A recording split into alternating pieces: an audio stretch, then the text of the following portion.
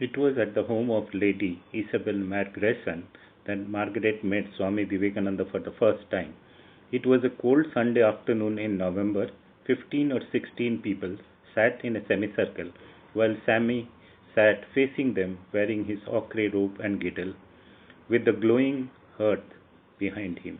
He exclaimed now and again, Shiva, Shiva.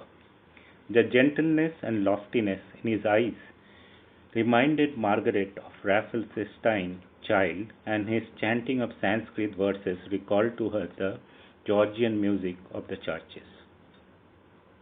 The Swami sat there late in the evening, a Hindu sage among a group of Western listeners, talking about perennial truths of the eternal religion.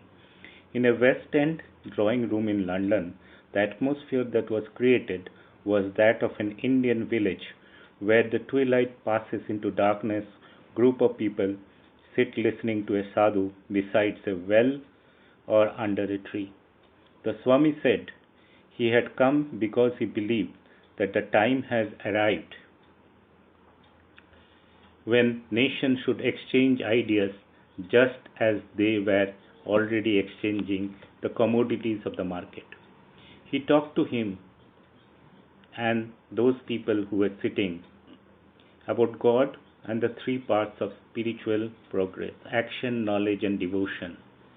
There was enough to enthrall the listeners, but the guests who had been invited were not particularly inclined to accept his views.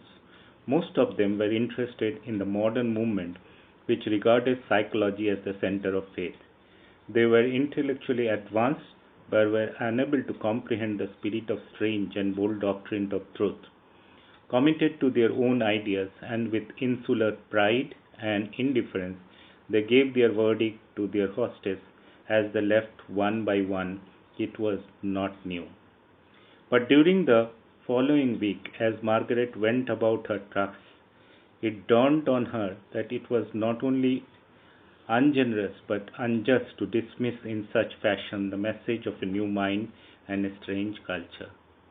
A votary of truth should have an open mind and be above prejudice. She could not deny that she had seen some truth directly and had been impressed by the loftiness of others. For instance, when Swami talked of divine incarnation and quoted the Bhagavad Gita, whenever dharma decays and adharma prevails, then I manifest myself. For the protection of the good, for the destruction of the evil, for the firm establishment of dharma, I am born again and again.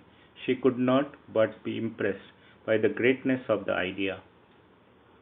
She understood why the Swami had said all religions are true and had asked them not to criticize any of the divine incarnation. She could not fully understand his assertion that freedom of soul and not service to humanity was the goal of life. But she was awed and touched by the beauty of the thought that though God was really impersonal when seen through the mist of sense, he became personal. Religion as a matter of realization and not mere faith was a new thought that needed consideration. But above all this, it was the personality of the speaker that so impressed her. He spoke with sense of conviction born of realization which even an unbeliever could not deny. As fragments of what the Swami had said came back to her, she became less rigid mentally and decided to understand him better. She attended two more of his lectures, which were delivered on the 16th and 23rd of November, but her attitude was still that of a skeptic. In the question classes, she was always ready with a but and a why on her lips. The fact was, she was unwilling to accept in toto what the Swami said, for fear of either transcending or rejecting it afterwards. Years later, when one of Margaret's friends teased her on the ground that her own faith in Swami was greater than hers because she could accept all the statements he made, the Swami said gently to Margaret, let none regret that they were difficult to convince. I fought my master for 6 long years, which the result that I know every inch of the way, every inch of the way. The time came, however, before the Swami left England, When Margaret addressed him as a master, she wrote, I had recognized the heroic fiber of the man and desired to make myself the servant of his love for his own people, but it was his character to which I had thus done obeisance. As a religious teacher, I saw that although he had a system of thought to offer, nothing in the system would claim him for a moment if he found that the truth led elsewhere. And to the extent that this recognition implies, I became his disciple. For the rest, I studied his teaching sufficiently to become convinced of his coherence, but never till I had experiences that authenticated them did I inwardly cast in my lot with the final justification of things he came to say. Nor did I at this time, though deeply attracted by his personality, dream of the immense distance which I was afterwards to see as between his development and that of any other thinker or man of genius whom I could name. When the Swami left for America that winter, Margaret kept pondering over three things concerning him. First, the breadth of his religious culture. Second, the great intellectual newness and interest of the thought he had brought to them. And thirdly, the fact that this call was sounded in the name of that which was mostly lofty and pure and had no touch of baser elements in man. With other friends, she eagerly awaited her master's return to London. Swami Vivekananda left New York in April 15, 1896 to return to London. His friends were happy to find him in their midst again. He was happy too. Swami Sardananda had already arrived from India, and it was a lapse of years that the two brother disciples met in Mr. Study's house in St. George's Road. This time, Swami Vivekananda immediately plunged into work. He started classes on Jnana Yoga at the beginning of May, and towards the end of the month, he delivered 3 lectures at the Royal Institute of Painters in watercolors in Piccadilly. These lectures were very popular. Another series was therefore arranged for Sunday afternoon in the Princess Hall from the end of June to middle of July. Besides this public lecture, the Swami regularly held 5 classes a week, and on Fridays, a question-answer class. His drawing room talks and lecture in well-known clubs also continued. Of numerous talks, mention may be made of one on Bhakti as Mrs. Annie Besant's Lodge, one of the residence of Mrs. Hunt in Notting Hill Gate, and one on education at the Sesame Club. The subjects of these lectures and talk varied, and it was by good fortune that at this time the service of Mr. J. J. Goodwin were made available as a stenographer, for it is due to his labors that most of the lectures have been preserved. Mr. Goodwin was so enlightened by the constant company of the Swami that he left his work, broke all ties with his home, and remained devoted to his master's work till the end of his life. Margaret and some of her friends were among those who regularly attended the Swami's lecture. With open minds, they were ready to receive the truth of his Vedantic preaching. Each of them tried to comprehend, according to his or her experience and conception of religion, the meaning of what he taught. Margaret summed up their impression very beautifully in a report which was published in September 1897 in Brahmavadin.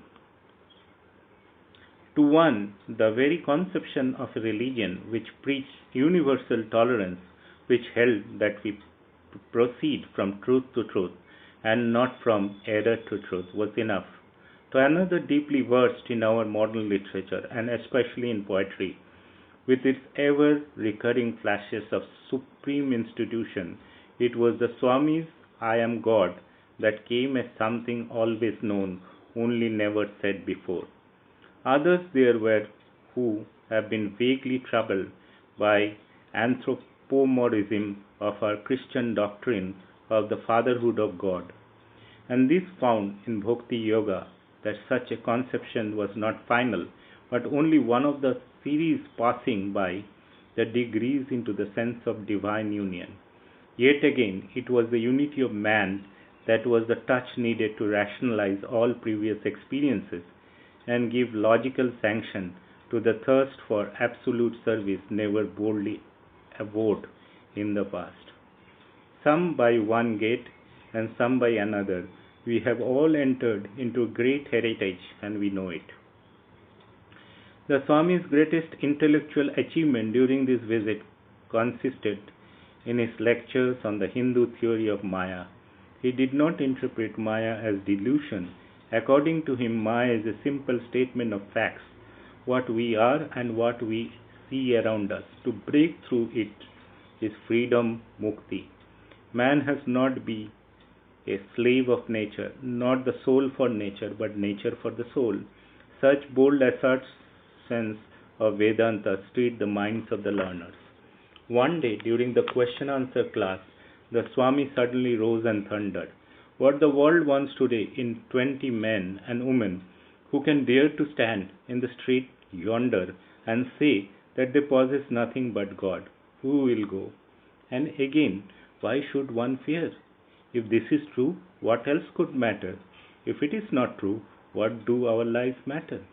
In these words, the Master was, as it were, summing up all the truths to himself that have come to teach.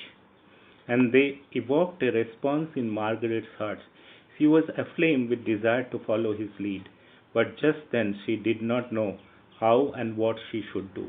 She wrote to the Swami to find out from him his plan of work. The reply came immediately.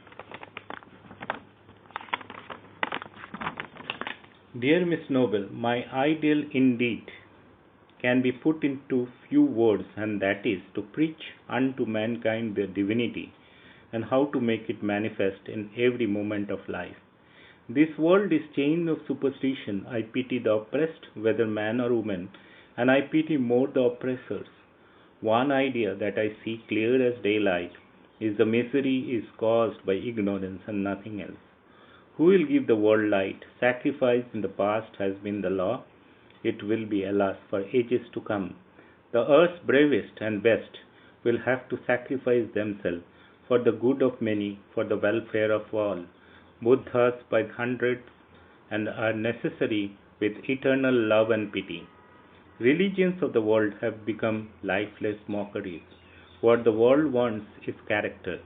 The world is in need of those whose life is one burning love, selfless. That love will make every word tell him thunderbolt. It is no superstition with you, I am sure. You have the making in you of a world mover, and others will also come. Bold words and bolder deeds are what we want. Awake, awake, great one. The world is burning with misery. Can you sleep? Let us call, and call till the sleeping gods awake, till the God within answers to the call. What more is in life? What great work? The details come to me as I go. I never make plans. Plans grow and work themselves. I only say, awake, awake. May all blessing attend you forever. Your affectionately, Vivekananda. There was no direction to work given in the letter. Margaret understood that the Swami had taken her offer of service seriously. But she had to wait for more direct hint. One day during a conversation, the Swami turned to her and said, I have plans for the women of my country in which you, I think, could be a great help to me. And it was then she knew that she had heard a call that would change her life. For years she had waited for some light to dispel the darkness that was obscuring her progress. She now saw a ray of light and hopefully desired to follow it. Years later, after the publication of her book, The Wave of Indian Life, she wrote to a friend, suppose we had not come to London that time. Life would have been like a headless torso, for I always knew that I was waiting for something. I always said that a call would come, and it did. But if I had known for more of life, I could and I should, perhaps doubted whether when the time came, I should certainly recognize it. Fortunately, I knew little and was spared the torture. Now I look at the book and say, if he had not come. For always I had this burning voice within, but nothing to utter. How often and often I sat down, pen in hand, to speak, and there was no speech, and now there is no end to it. As surely as I am fitted for my world, so surely is my world in need of me, waiting ready. During the summer, the Swami went to his friends, the Saviors, and Miss Muller to Switzerland. On his way back, he visited Professor Paul in Kiel, saw part of Germany, and returned to England by September. He stayed first with the Saviors in Hampstead and then at Miss Muller's residence in Ridgeway Gardens. The Swami was no eager to return to India. The Saviors had already decided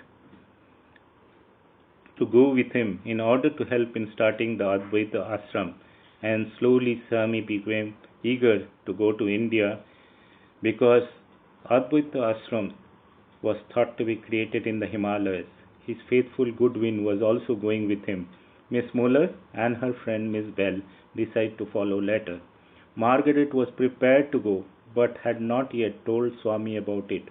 One evening, when Miss Muller told him of her willingness to join him in India for his work, the Swami was surprised, but said quietly, for my own part, I'll be incarnated 200 times, if that is necessary, to do this work amongst my people that I have undertaken. December 16 was fixed for his departure. On Sunday, December 13, at the Royal Society of Painters in Watercolours in Piccadilly, a farewell gathering was held. In the beautifully worded report of the Mr. Eric Hammond, speeches illustrating the esteem and affection which Swamiji had won were made by men and women. Salvos of applause punctuated and followed them. Many were silent, tongue-tied, and sad at heart. Tears were very near to some eyes. Grey and gloom without were intensified and deepened by grey and gloom within. One form, one figure fought and triumphed over sorrow, arrayed in garments glistening as of amber. Swamiji passed among the people like a living shaft of sunshine.